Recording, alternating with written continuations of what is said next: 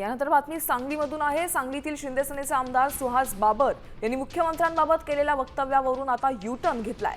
माझ्यावर टीका करणाऱ्या भाजप पदाधिकाऱ्याचा मी एकेरी उल्लेख केल्याचा खुलासा त्यानं केलाय।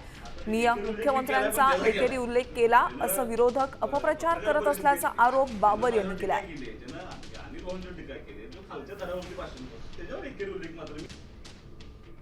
आणि सुहास बाबरांचं मुख्यमंत्र्याला चॅलेंज एकेरी उल्लेख।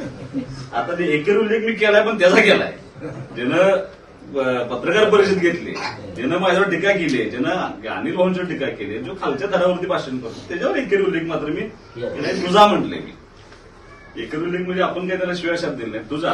पण मुख्यमंत्र्यांचा कुठचा अनादर व्हावा हे आता ती सांगायला काय नसल्यामुळं, गेल्या या 10-15 वर्षात काही काम कुठल्या गावात केलं नसल्यामुळं असं काहीतरी तुम्हाला ते सांगून आता अपप्रचार करण्याची शक्यता दाट आहे। तर तुम्हाला थोडं सावध राहावं लागेल।